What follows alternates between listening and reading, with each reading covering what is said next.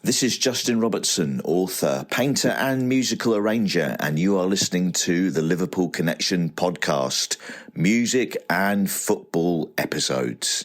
Enjoy.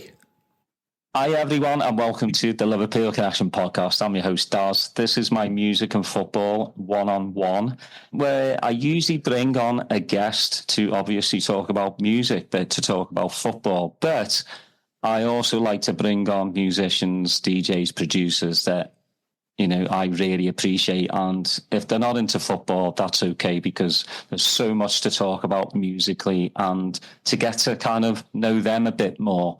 My next guest is an absolute legend. Produced so many iconic bands, including Souxie and the Banshees, which is one of his favourite bands, U2, Bjork, Tricky, Soul to Soul. The list goes on and on and on and on. But he runs Pussyfoot Records.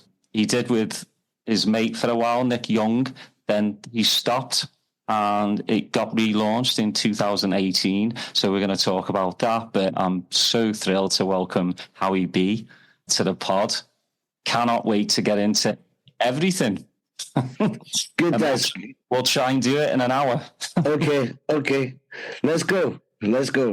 So I want to know first about like your musical roots, because, you know, I've read a couple of interviews where you said your house wasn't very like musical. Your mum and dad weren't, you know, like musicians. And I speak to a lot of DJs, producers, and they always say, yeah, you know, my dad had a piano or my dad had a guitar, but for you, nothing, right?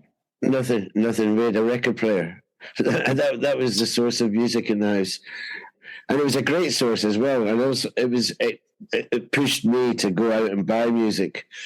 But no, my grandfather, my dad's father, he was a drummer in sort of like but not really a drummer. It was a drummer in a marching band in the army. So that was the only connection that there was to any sort of music really in my house. Apart from the love of music, the radio was always on, always listening to music. And so for me, it was music was an escape as a kid.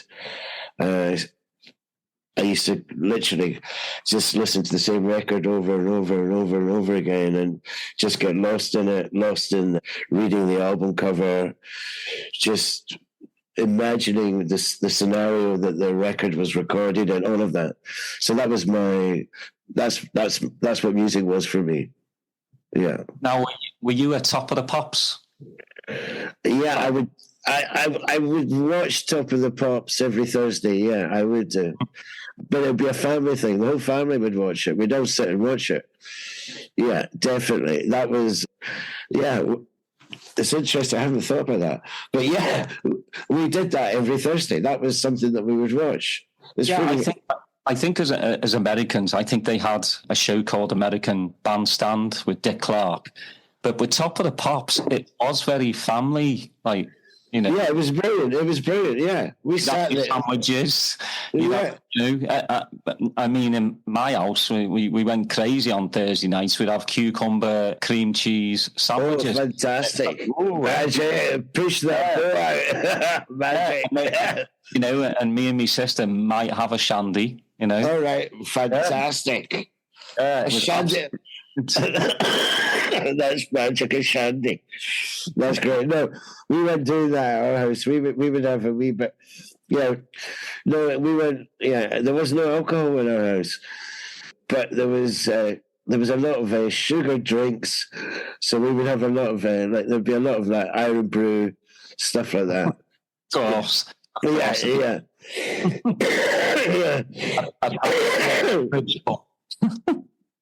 Yeah, but it was a family thing, and there was that, and then there was Tomorrow's World, which was also on at the same time. It's just before or after. That was the thing. That was the routine. I fucking loved it. Well, I mean, you just got used to it, didn't you? I mean, and I think when was the point where, you know, obviously Top of the Pops was mainstream music, but you get to see these sometimes obscure bands. I mean, for me, you know, like Killing Joke, I saw them on there and I was like, what is this? Yeah, yeah. For me, I was brought up on like synth music. Yeah. Depeche Mode, New Order, Joy Division. That's because of my sister. For me, yeah. I think it was quite varied, to be quite honest. I think every when you think about it, like for me, when thinking about like you got T-Rex, you've got Susie and the Banshees, you've got. And then you got, for me, it's also, there was Pan's People. That was fucking brilliant. I loved that. Just that whole thing. And it was so, I just loved, I don't know. There was something quite special about it. It was, and you knew they were miming. You knew all of that. It was like watching the wrestling in some obscure way too, which that was also a family thing too. Yeah. But it was magic. I loved it. I loved it. Mungo Jerry, just all this stuff, Phil Lynott, just seeing all this outrageous music. And they were having a laugh. You knew they were having a laugh. They were having a laugh. And I remember, not fucking big. I remember I got on Top of the Pops, and it was like, that was a massive thing for me. I was like, oh yeah, I've touched down.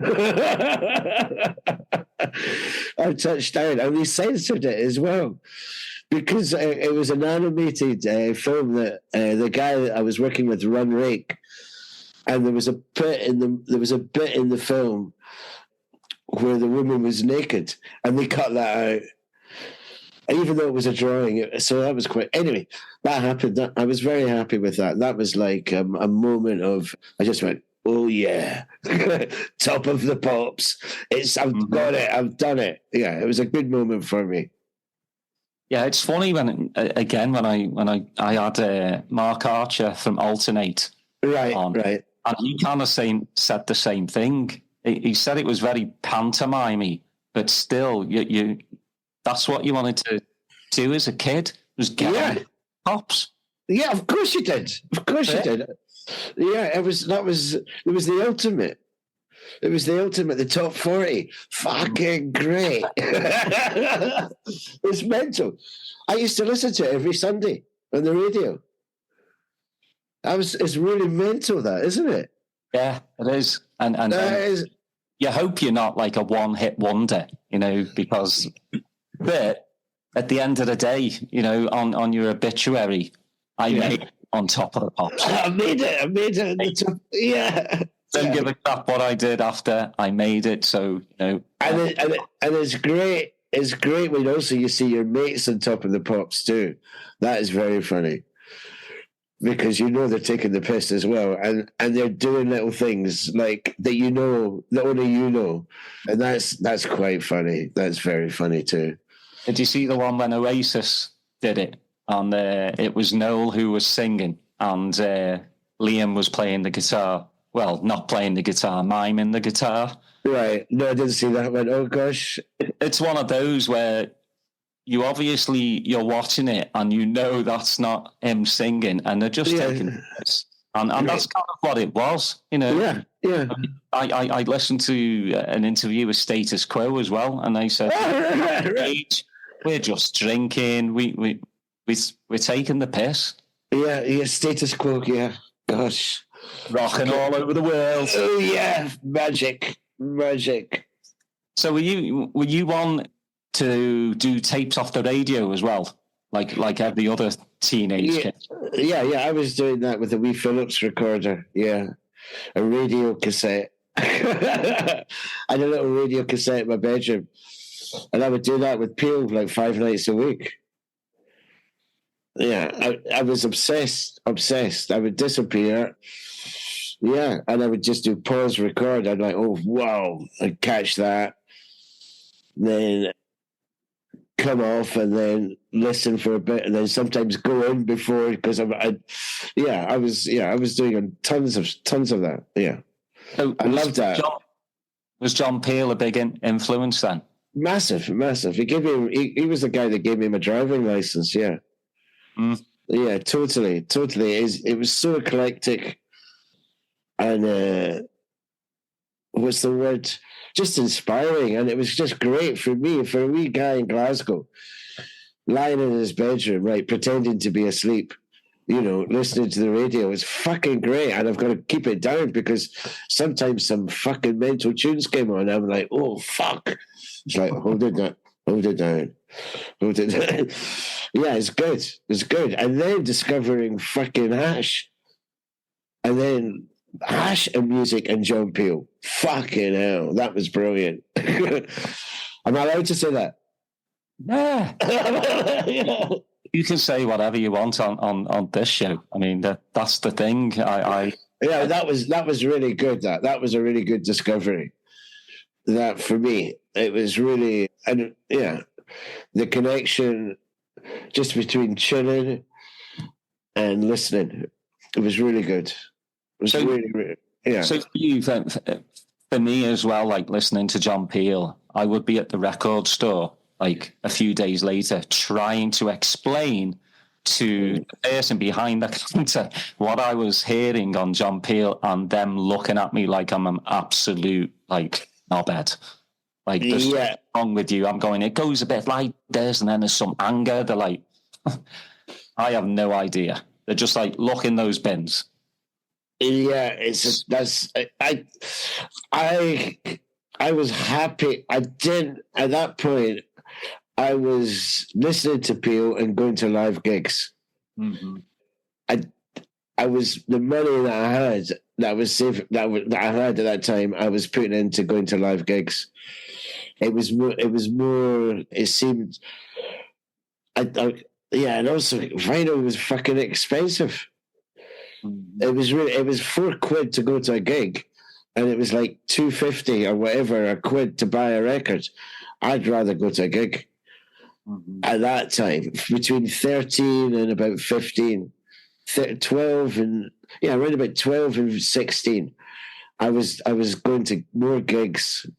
It was more, what's the word? Yeah, and I would buy a record maybe once a month.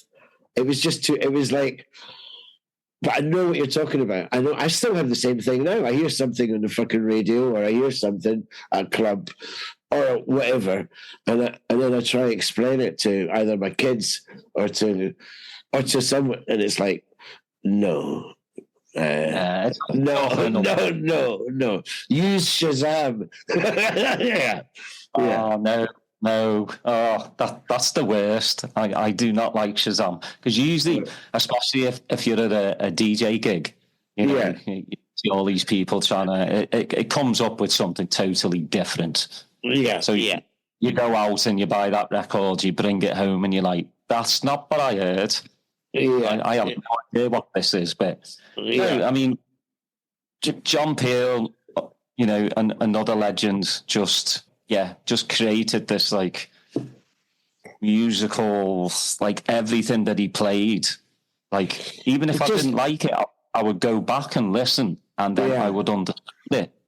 He was open. He was graceful. One of the most graceful. He's incredibly graceful. And because he could have chosen one genre and really excelled in that. He could have made that choice. And he did, I think, but he did it in such a wide way. It's like, I'm into music and I'm open to it all, and send it to me. I'll listen to it. And if I like, and he did listen. I know he listened. And if he loved it, he played it. It's fucking brilliant. I met him once, but it was Fabric. I met him at Fabric. He DJ'd at Fabric, and that was incredible. And also, he played some of my stuff as well. There's like 5 or 6. Yeah, he played the Skylab stuff. He's played some Howie B stuff. He played Daddy Longlegs stuff. So, and that was with no pushing or anything. That was like no plugging or nothing. And I love that. And I feel, what's the word? Very grateful for that. Yeah. Oh, that's got to be a proud moment. Like yeah. I'm not proud. I'm grateful. It's a different thing. I'm like, thank you for your support. Mm-hmm. It's good, and that's what he did. He did it across the whole board. Well, I think without him, you wouldn't have heard a lot of these records. Yeah, and yes, I totally agree. And also the space he gave for him to play your record is like in a way is just is validating what you're doing. His taste, you can't question it. And it's like, and if he chooses to play it, and he is choosing, of course he's got people feeding him stuff, but the ultimate choice is his. It's fucking great.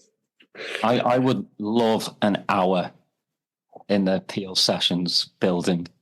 Yeah. Just give me an hour. I mean, an hour's not long enough to be, I've seen the Damon Albarn episode. Yeah. Where he goes in and he... I think you need a year. Yeah. No. An hour would be... You'd be crying. You'd be like, okay. Yeah. No, that's why I could probably only do an hour. Because if I did like a year in there, I'd just get lost, and you wouldn't see me again. Right. Because it's just, I mean, you can get lost in there, and I can't imagine going in there, and I remember Damon and them saying you can take 3 records. How on earth do you just take 3 records? It's impossible. Then again, you do, because you just literally just go gunk, gunk, gunk, and that's it. Mm-hmm. And if you give me an hour, and then I think the collection is probably outrageous. Yeah. There's another person. There's a guy called Howie Roner who I put in the same world as we John Peel. And his taste and his joy and his just devotion to music. It was I find them both very similar characters. You should check him out. He's a very interesting producer started producing in the 70s, 80s, 90s, and he sadly passed away a few years ago. But he's coming from the same way. But his role was bringing people together and sharing his knowledge of music, which is outrageous. So I had the pleasure of knowing him, and I find there's some brilliant people in the music world who aren't themselves necessarily musicians, but they fly that flag of this is the way to go. And you need to check this guy out. He's interesting. Yeah, definitely will. Yeah. I want to know, obviously, I know you started you started DJing first, right? No. Oh wow, so I came after the... Yeah.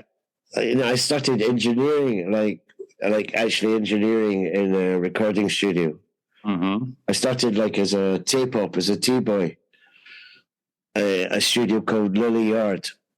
So I did that for 2-3 years. And then in that time, then I was learning how to engineer analog-wise. And this was in the 80s, mid-80s. And then and I moved to London. And then through chance, I met Jazzy B and Nelly Hooper. Mm-hmm.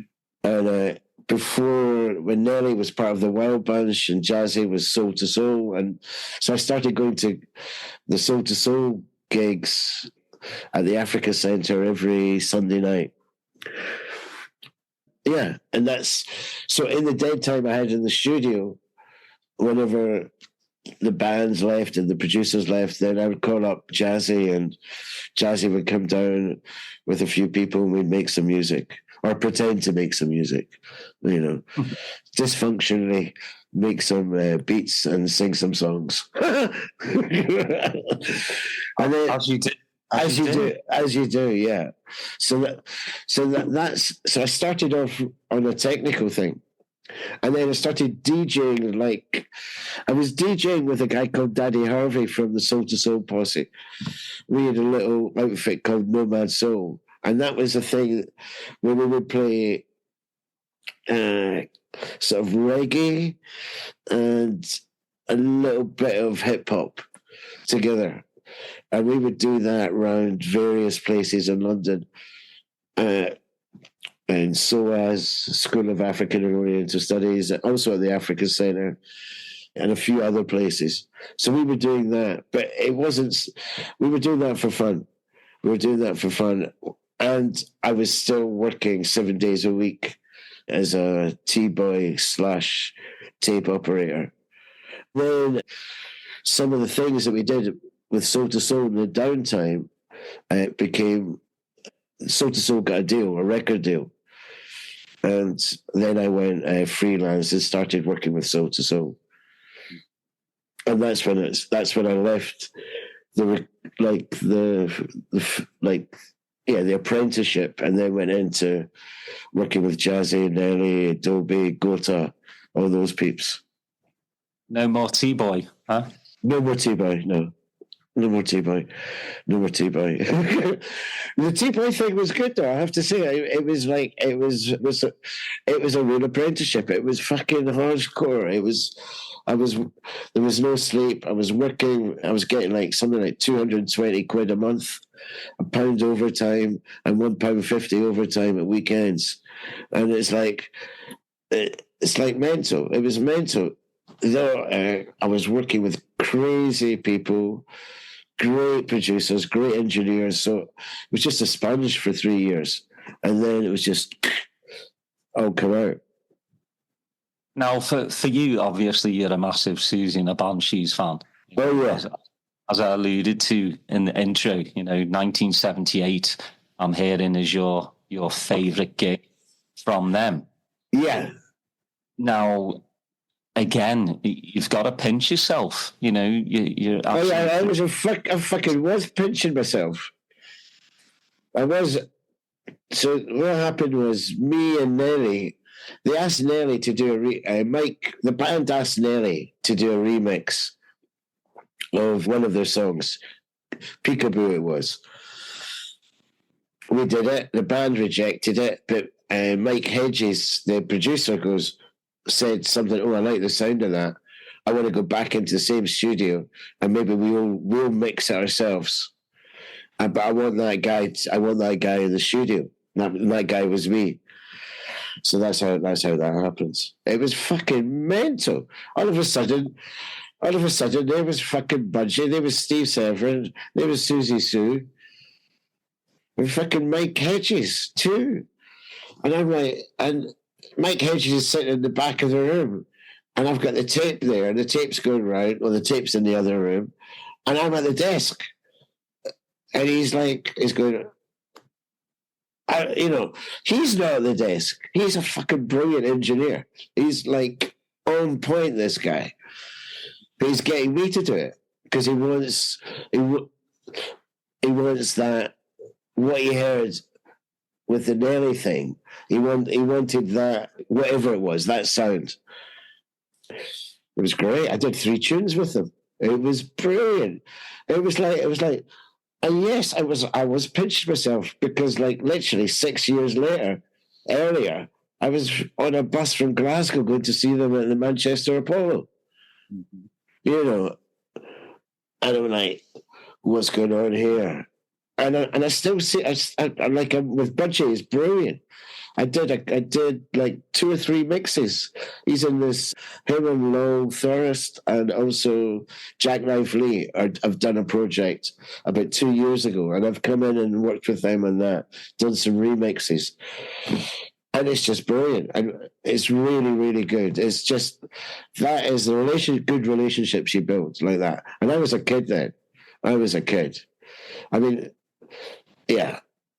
It was like, whoa. Yeah. I know went on Top of the Pops. That's the other thing. It went on fucking Top of the Pops. And I'm like, Oh fuck! Yeah, it was a good. It's like, can you get better than that? But No, I mean that was a corker. That was a corker. I swear, even my mum and dad go, "All right then, okay." Yeah. You're doing something right, you know. Well, they were good. They were good. It's not a proper job. It's not a proper job. I kept getting that the whole time. It's not a proper job.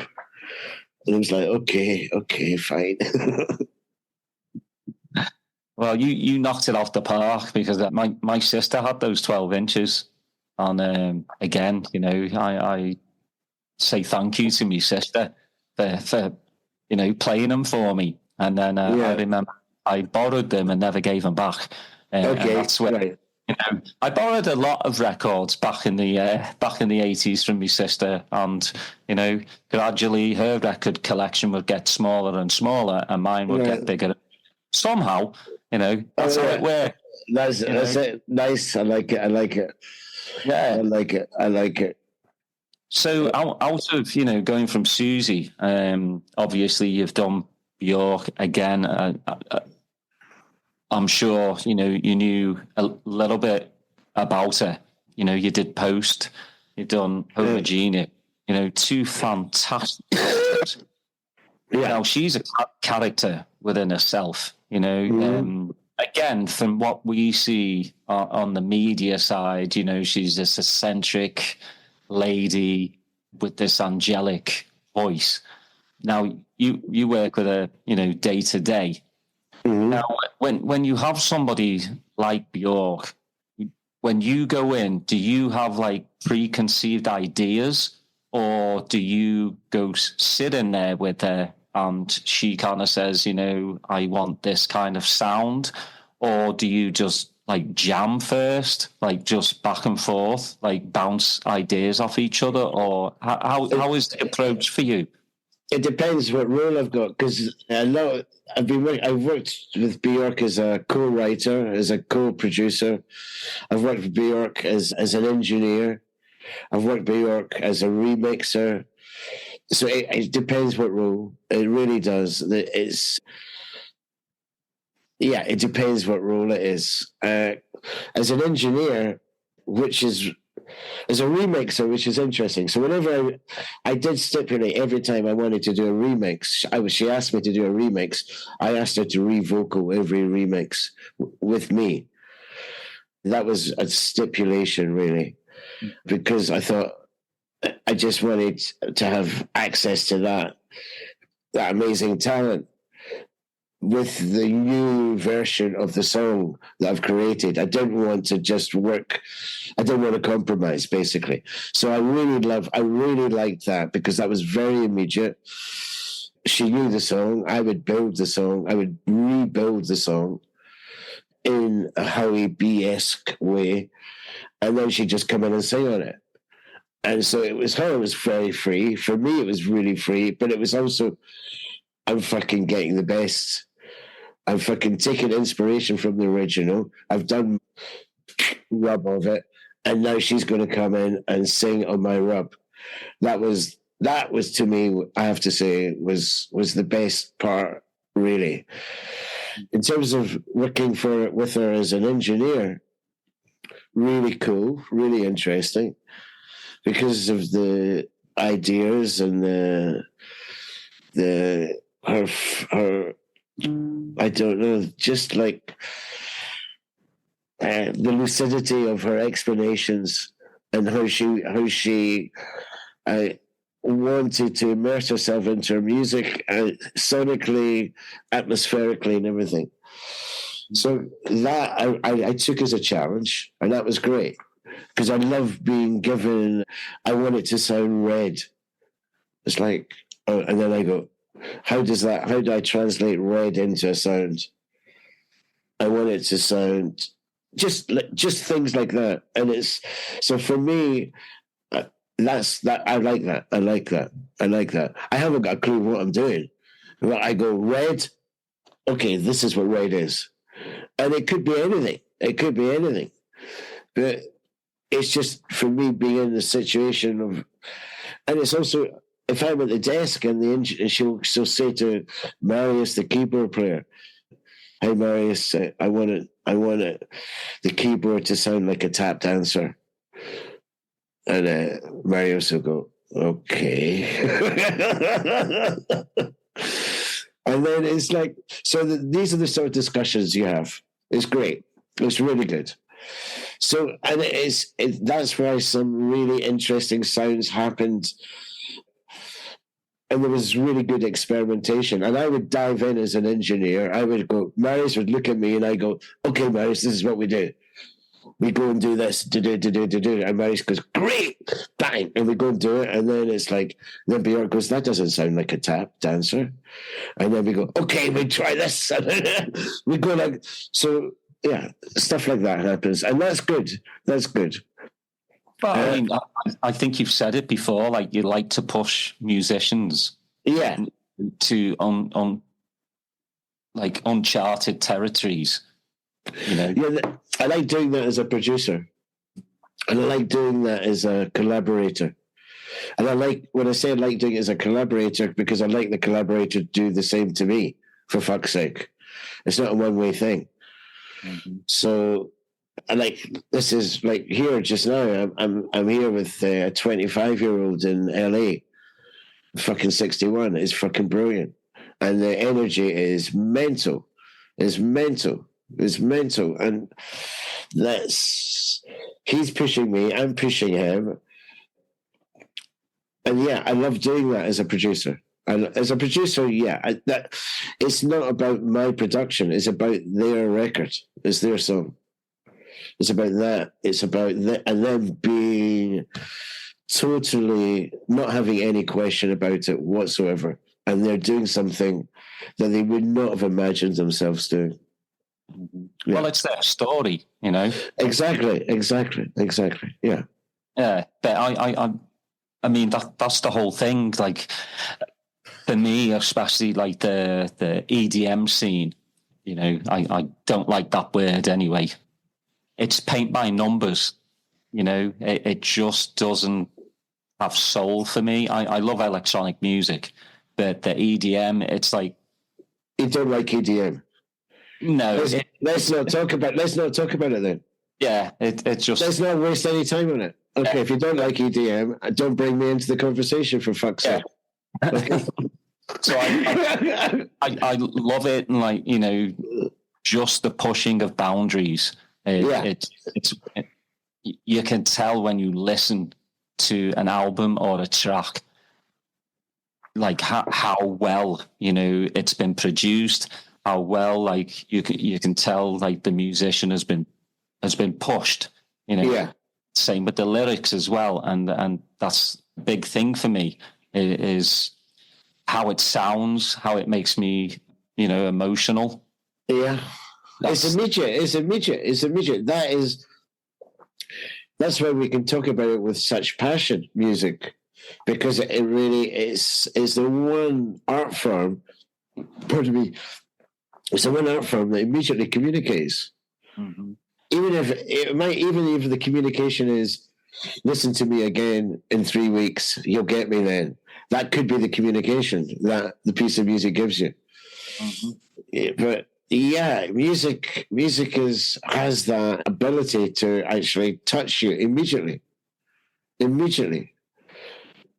Even noise, like little notes. I made a little note, a little sound for Levi.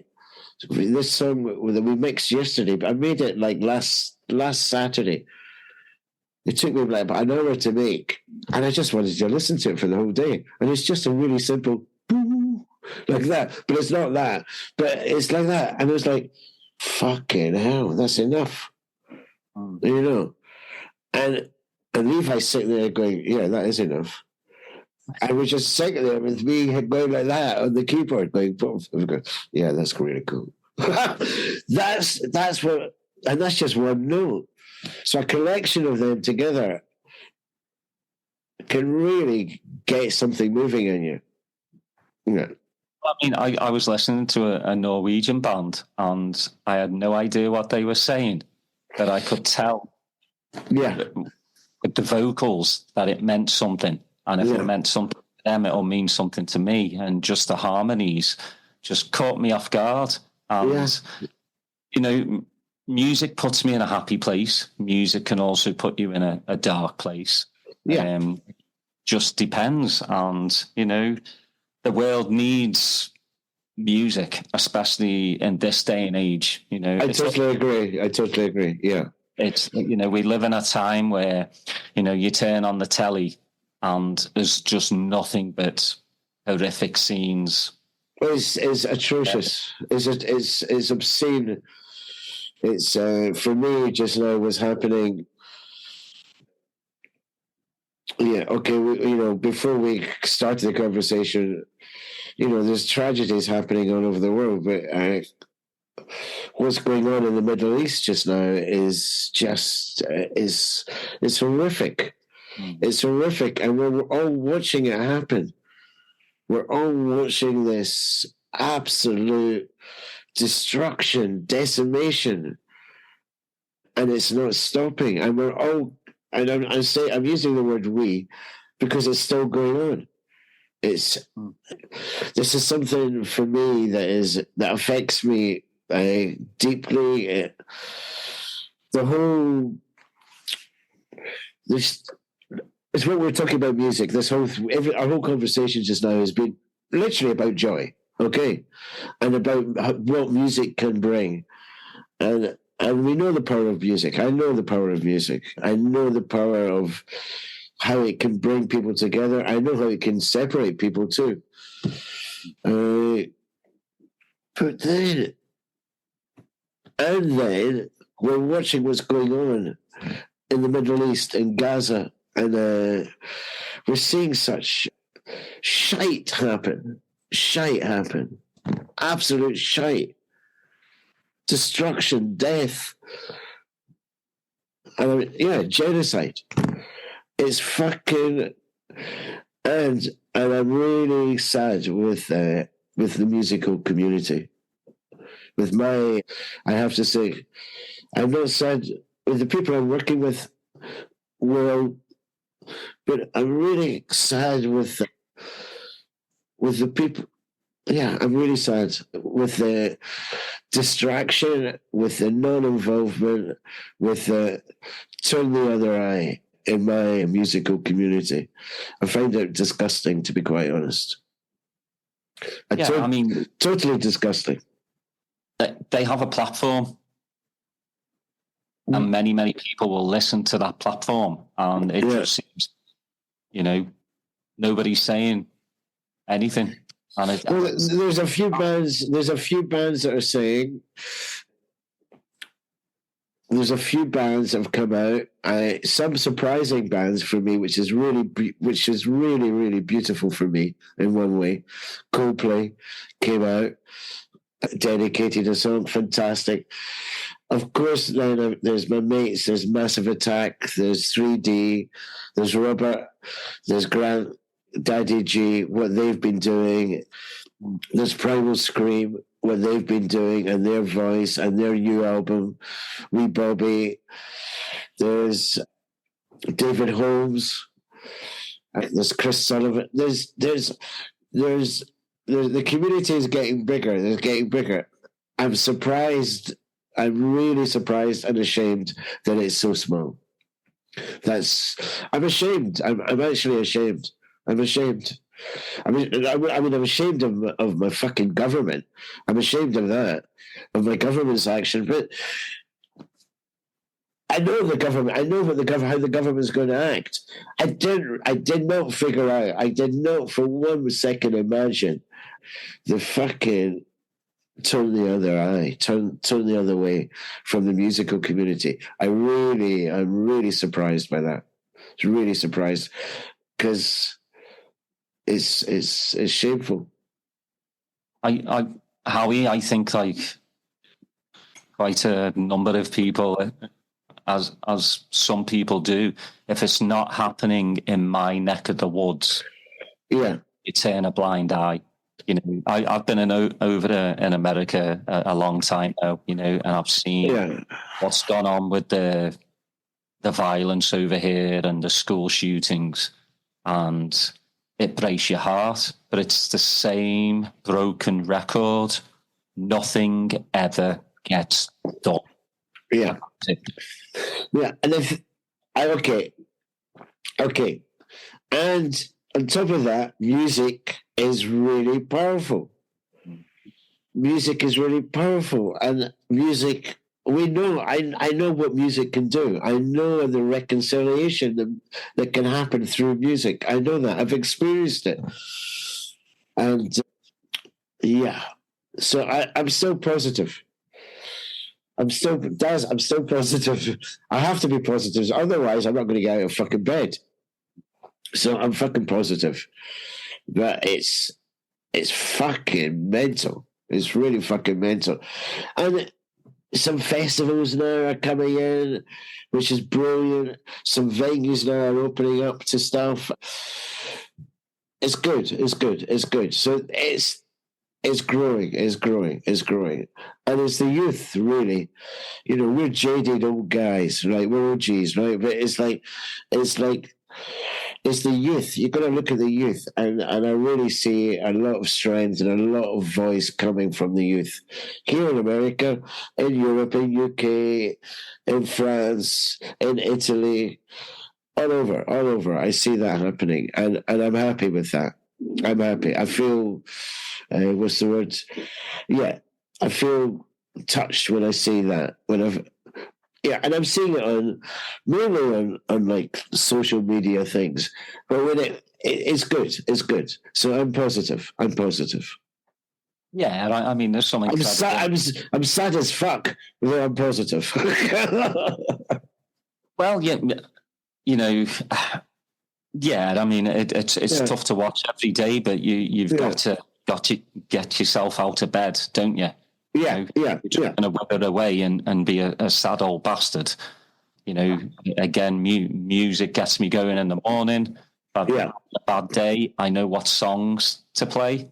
Yeah. The youngsters, they're coming out with some good music, you know, and they're telling their stories now. Again, you know, some of it's not for me, but, you know, I'm not going to like bring somebody down because it's not my style. I mean, who might say that's good, that's bad? Well, you were doing that with EDM, baby. Very true, Howie. Yeah, I got you that one. I'm working on a great project just now. When I say great, I'm saying it myself is great. But on to Howie. Yeah. I'm working on a project just now with a Palestinian singer, a guy called Bashar Murad. Mm-hmm. And he's living in Paris just now. And we're making a record. And it's a really beautiful one. So that is how I'm being proactive in introducing joy to this situation, working with Bashar, making beautiful music with him. Yes, the music is very political, but it's political. It's poetry. It's poetry, but when you read into the poetry, it's about So that's I'm enjoying that. And we've done 2 songs already, and we're going to finish an album in February. So that's my contribution to joy and reconciliation. That's it. I have to be positive. I can't be negative. If I'm negative, it's just what we were saying. So I'm positive. So are you working like when you work? You like to be in the same studio, because I know people bounce ideas off the internet, you know, back and forth through mail or Dropbox. But for you, is it more like person to person? You have to be like in the room with them. Yes, it was like that. And then until we went into lockdown, I did 3 albums in lockdown, produced 3 albums, and never met any of the artists. Never met them before at all. One of them was live, but actually 2 of the albums were live too. One was recorded in Italy. I never went to the. I met the band after the record came out, and another one was recorded in Iceland, and I met the band after the record came out. But yeah, for me, it's one-on-one, or not one-on-one, but being in the room. I had to learn different skills in lockdown. I think we all had to learn different skills. That's why I'm here in LA just now with Levi. I'm here working from his home studio, and then we're building here, and then we're taking it into like a commercial studio and putting it down and then mixing it. It's the dynamic of being together in the room, and for me, it's not passive. Music is very active.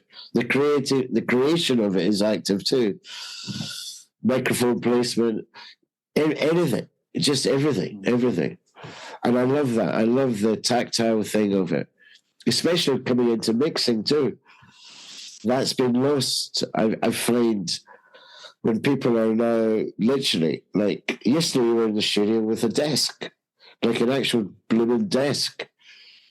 And it was the first time Levi's been making music for 10 years. It's the first time he's taken his music into a recording studio. He's been doing it at home. It was a magic moment for him, and for me too. So there's that dynamic to that's it. You feed off of that. I feed off it. The artist feeds off it. It's like a handshake. Yeah. So do you get to mostly pick and choose who you're working with these days? Yeah. Like, is there a list that gets sent to you and you're like... No. I don't go fishing. I just... No, there's no list that gets sent to me. I go through periods of working with a lot of people, and then I go through periods of just, I'm on my own, making my own music. And the more I make my own music, the more I want to make music with people. And then the more I make music with people, the more I want to make my own music. So I'm jumping like that. And then all of a sudden there's little wee collisions that happen. All of a sudden I'm working with someone who's an animator. He doesn't make music, and they animate. And then that's making me make music. And then all of a sudden I'm with someone that is a painter.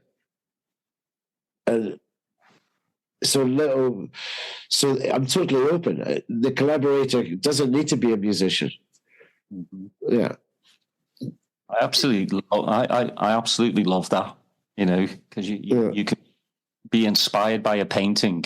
You can be inspired by a book or a movie or a documentary. Well, the books really are the ones that really got me going. Mm-hmm. Because whenever I was a kid, I was an obsessive reader. Again, from the age of about 12 to about 16, I would do John Peel, and then I'd read. That's it. So, and then that all came out later on in life. All the books that I read, it comes out in my... It gave me a little bit more, what's the word? It gave me more tools to express myself. The literature. Musically, not verbally, which is really interesting. Yeah, verbally. Verbally. But I find I can express myself much easier, or I can be, what's the word? Much easier? No, I mean, that's terrible. I think I can express myself more fluidly through music. Mm-hmm. Is that a big reason, again, to start the record label? Well, that's why I've started this new label. It's now called Dogtooth. I've got a new label now called Dogtooth Records. And it's about really taking music that I love and not like artists that I love, and not letting them compromise in any way, not giving, just allowing them to do what they want to do with no agenda apart from release their music and give them the best tools to do it. Great artwork, and then me as a label boss, which is crazy. And then Frankie, who is label manager. The two of us are quite funny. So, and we have a great. And Frankie's making music himself, and yeah, so we run this. I would call it like a family-run label. So it's very, and we do it very dysfunctionally. And that is everybody that comes into the label, they know that. We go, look, things are going to happen really slowly, but when they do happen, it's going to be great. And are you okay with that? And they go, okay, yeah, we're okay with that. And that's it. So that's what we're doing with Dogtooth. And is it a variety of music? Because I think the best labels are the ones you can't pigeonhole. Yes, there's a variety. The first album that came out on the label was by an artist called Tristan Bress. And it's just beautiful arpeggios. It's gorgeous. Second album that came out was an Italian folk album by a guy called Michelangelo Martin. It's all in Italian. And yeah, that came out last year. And then the next thing that comes out is by Ia Alcat, and it's in Icelandic. So there's nothing really English yet that's come out on the English label. So it's three completely different genres of music. So yeah, it cannot be pigeonholed. And that's the point is you can't pigeonhole taste. It's not. It's like it's definitely it's my taste. It's like I think this is good. I want to put it out. I think this is good. I want to put it out. And then my distributor goes, Howie, we're a British label. And you want to release an Italian album, and there's no English version, not even any English translation for the lyrics. I go, yeah. They're going, okay. Yeah, it's good. Well, music is life, Yes, yeah. It transcends. We can't just listen to the same song. I mean, like I did do it when I was a kid. I would listen to the same song for weeks on end. But you can't do the same thing every day. It's not right. No, and that's what I love about you is just, again, working with the likes of Bjork, U2, Tricky. Now for U2, because again, I had Andy Smith, who was their tour DJ for Portishead, but right. he was also he would find, for Jeff Barrow, he would find all, samples for him. So he was like the sampler. Now for U2, when did you get approached by Larry? And no. Or did you go to them? No. They were doing an album called Passengers with Brian Eno. And they'd come up, this was like in the 95, and they'd hit a brick wall. And the A&R guy for the project, a guy called Nick Angel, suggested to Bono, suggested to Bono, let go and do some stuff with it. Then Bono goes, oh yeah, is it this guy? And they had a Mowax 12-inch of mine that just come out that they'd heard in a party. Well, this guy, David Quirk, actually, because it's crazy I remember that guy's name. So David Quirk had had a party at his house, and Bono and The Edge were there, and they put on this song called Have Mercy, which was a tune I did on Mowax. And they go, who the fuck did that? And Dave Quirk goes, that a wee guy called Howie B did that. Then they called Nick Angel. They go, yeah, we want that guy Howie B. And then 2 days later, I was over in Dublin. So they called me. And then I went and I finished off that album, Passengers. And then carried on working on pop. Started pop with them, and then went on tour with them for pop as well. So it was like about a 3-year job in a way. Well, it's actually more than 3 years. I'm still there. It's still going on. It's still work. It's like we're still exchanging and doing stuff and doing this and doing that. Yeah. But yeah, so Larry, I'd worked with Larry actually earlier, because Larry did the 1994 football theme for the Irish football team whenever they went to America for the World Cup. Adobe and I mixed that. So that was my first edge. So actually, Larry was the first guy who actually brought me into the U2 fold. Did you know that? Or you didn't know that? No, I didn't know that. All right, okay. I thought because that's a football connection, for fuck's sake. Now we're talking some football. Yeah. Finally. Yeah. That's fucking mental. Yeah. So you did the Mission Impossible, right? Oh yeah, I did that too. But I did that while we were doing halfway in between. That was 95, I think, or 96. I did that when I was working on Passengers, or in between Passengers and Pop. Yeah, I did that. Goldie came in on that too. Mm-hmm. Yeah, Goldie did a remix in that. It's just insane, like the again, like Brian Eno, incredible. Oh yeah, Brian Eno, that was another pinch moment as well. Because I had met Brian, and I'm walking into a studio with. I remember flying out there. I remember getting the call. I was living in Kilburn at the time. I remember getting the call from Nick Angel, Howie. Brian Eno is working on an album with U2, and they'd like you to come out and have a listen and maybe give them a wee bit of direction. And I'm like, going, fuck off. I was like, what the fuck is this? You know, I was like, okay. When do they want me there? As soon as you can go. I can go whenever you want. I can go. I'll go. It was a Brian thing. It wasn't the U2. It was a Brian thing. It's like, fucking hell. Okay. So then I arrive in Dublin. I think it's on a Wednesday or a Tuesday evening.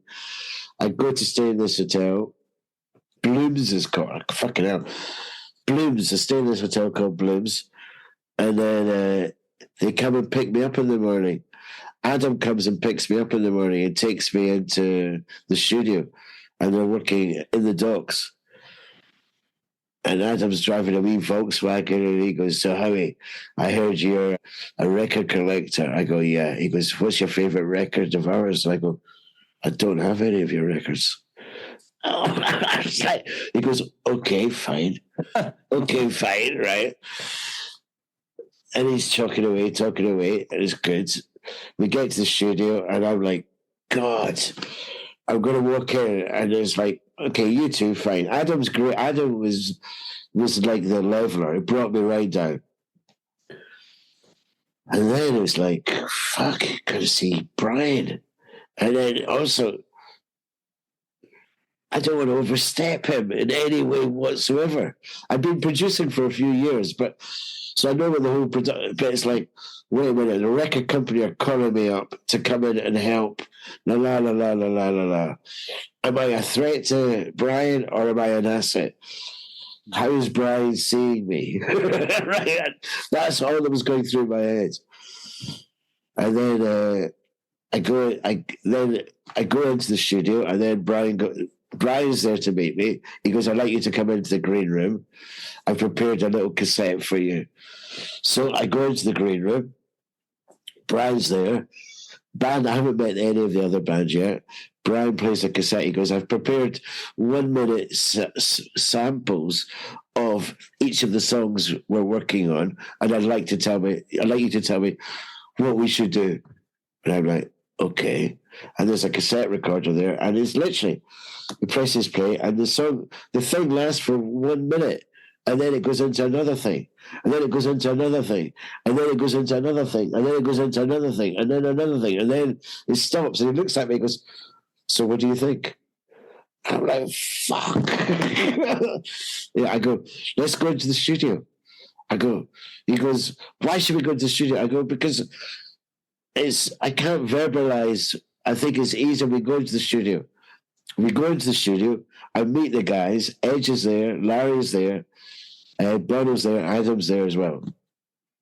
And I go, let's play that first thing again, and they play, and then I go, let's increase the tempo, bring it up a bit. They go, what do you mean bring it up a bit? I go, well, let's speed the tape up a bit. And then Brian goes, that's going to change the pitch. I go, yep, it will change the pitch. But let's do that. And then Brian goes, well, why don't we just do it again? I go, great. He goes, what do we need now, Howie? I go, a kick drum. I go, and he goes, how do I do it? What do we do the kick drum? I go, do it on the DX7. And Brian's face just goes, whoa, like that.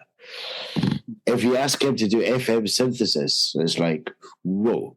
He's the king of that. So he starts going like that, playing around with the DX7, and he gets this 808 kick drum that is like, it's like a fucking, I don't know what you call it. It's like a medicine ball just going boof, like that. I go, great, just play that. And then I go, Adam, play a B, like a wee bass line. And then boom, boom, and then we start recording. That was it. It was great. But he nearly freaked me out. He played me about 15 songs, 1 minute of each thing, maybe even less, and then goes, okay, what do you want to do? It was great. It was good. It was really good. So that was a good learning curve. And since then, it's been great with me and him. It's really good. We finished that album, and then about 4 or 5 weeks after we finished, all of a sudden I was jamming with him in his wee little studio they had in Coburn, which was just down the road from where I was living as well. And then he moved into another studio over in Notting Hill area. It was great. It was a magic moment for me with working with him, and friendship and also ability and also lack of ability was fantastic between the two of us. It was great. Do you ever look back and go, I could have done this a little bit better? Are you a perfectionist? It's really interesting. I worked with Flood also. Legends. Yeah. So Flood suggested to me, Howie, this whole concept of healthy paranoia. And I think if it's got my name on it, if I'm involved in it, there has to be no compromise. I think if you compromise, you can hear it in music. You can hear it in music. I can hear it in music. I can hear it. I can see it in films. I can see it in news.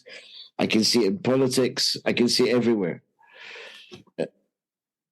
I have a situation. I have the chance not to compromise. So no, I don't compromise. Yeah. I love that, as you shouldn't. I was reading the other day about, I forgot what the name of the movie was, but the director just wouldn't compromise. It's like a 3-hour movie. Right. And he wouldn't cut it. He wouldn't cut it. Okay. It's like this is what I envision it to be. We all see how it's like albums are mixed down to a certain, or right. Mix. It's gone from 6 minutes to 2.5 minutes. Movies, they've gone from 3 hours to 1.5 hours because of people's attention span. And I love when people stick to, what they believe in for the final product, because that's what it is. At the end of the day, it is a product.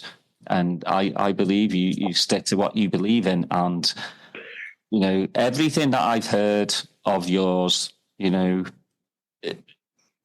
is in key in what I love about music. Which is good. That's really good. That makes me. I'm happy to hear that. I get life from that, and that gives me joy. That's good. And it's not. I'm not being a bullshitter. I can see that. I can see that. Yeah. I'm very, very. I talk with my heart. I really do. My missus sometimes says I'm a bit, wet behind the ears. Sometimes I show my emotions. I think that's good. The way I am, I think that's good. And again, we live in, as you said earlier, we're two old farts. Yeah. When I was brought, I didn't say that, but it's very good. I quite like that. Well, anybody that was brought up in like the 60s, 70s, dads were always like, don't cry, crying's, yeah, the crying thing is like, fuck off. Yeah, I get you. Exactly. Yeah. And these days I just let it out, if a movie moves me, to tears, let it and music, a lot of music. I wanted to ask you, what have you got new Howie B stuff coming out? Yeah, I've got a new album coming out in April. I think it's going to come out in Japan first because it's a Japanese thing. Mm-hmm. Well, it's not a Japanese album, but yeah. So I've got a new album, and then my collaborator in that is a guy called Hiraki Sawa. And we've been working towards doing like a live music and visual collaboration. And we've been working on it for quite a long time, but tap dancing. And now we seriously got it together last December. And we made a decision, okay, we're going to make it a fact. So that happens February. I go in to record it. We go to record and mix mid-February, and it comes out April in Japan. And then it'll follow on to the rest of the world. Are you going to try and do some live stuff with it? Yeah, it's totally live. It's live. And it's live visuals and live me. It's put me into a good little zone, early zone as well, in terms of I want to perform live. I've done like four live gigs already with this new model. First one was in Houghton Festival last summer. Then I did one in Wonderfruit Festival in Thailand. And then I did 2 live shows in China for Christmas, over Christmas. And it's now a case of, okay, making it an actual fact. And it's good. I'm happy with it. I'm really happy with it's an hour show, and it's engaging. Yeah, it's engaging. Well, I look forward to, listening, and I hope you come to the States and blow our minds. Yeah, well, it's a passive. It's more passive, really. It's like going back to what I was doing in Music for Babies, that sort of thing. Though with visuals and with the concept is about everything and nothing at the same time. And I'm going to perform it in cinemas, really. Not cinemas, but that small venues, but it's all to do with the visual and really good sound and very comfortable for people to be in. It's not about movement, it's about engaging. Yeah. I want to quickly talk about your DJing. Again, we most, especially at the festivals, only get like an hour. And Howie B an hour is it just seems a bit daft because it's very daft. Yeah. Howie B, you know, I watched the Brighton music conference with Terry. That was 20 minutes. Yeah. I was like, what's going on here? You know, it was good to see all three of you like play. Yeah. You know, if somebody was looking outside and they didn't know anything about Howie B, you wouldn't know, and you still wouldn't know anything after. No, you wouldn't. You know, but it was still great to hear you. You know, and you were tapping your head. You know, your head was bobbing as per usual. I loved your sets, and you know, again, I'm so honoured that you know you came on here to talk to me, because I've you know been a fan for a very long time, and it is, you know, might be a bit cheesy to say, but it's a tick on the old bucket list for me. Oh gosh, right, great. I'll tell my mum. For you, Top of the Pops. For me, getting Howie B on. All right, okay, Top of the Pops. You're right. Top of the Pops was a. This is my Top of the Pops. Right, okay, good. I get you. But you know, again, my friends, you know, it's been an absolute pleasure. I know if people want to check out, because you've still got pussyfoot.bandcamp.com if they want to check out your stuff on there. You said the new album's coming out in April.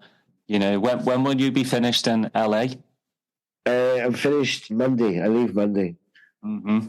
And then I go back. Then I go back to London, and then I start working on rehearsing for the recording in February. Mm-hmm. Of the new album, and then after that, then I start working on a film score. Nice. Look at you. I love it. Yeah. I love it. Well, Howie, I really, really appreciate you coming on. No problem, Daz. It's good. I've enjoyed it. It's been nice. It's been a good little chat. Well, that's what I try and do, is just make it like two mates having a chat about music and you know, life in general, which is, you know, what I love about podcasts, instead of making it, you know, because there's some podcasts that make it about the host. Yeah. They barely let the guest speak because, you know, they want to push it out. But for me, it's like nobody wants to listen to me waffle on for an hour. Especially about EDM. Yeah, oh God. Well, that wouldn't take an hour. That would only take a couple of seconds. Yeah, not even. But yeah, thanks everyone for listening. Please like, subscribe, put your notifications. We'll see you next time. And again, if you don't know about Howie, go check out his music. It's absolutely phenomenal. And I can't say enough about this fella. And I think 2025 is going to be even better. You know, everybody take care of yourself, love one another, and respect one another. And until next time, thank you. Magic does. Magic.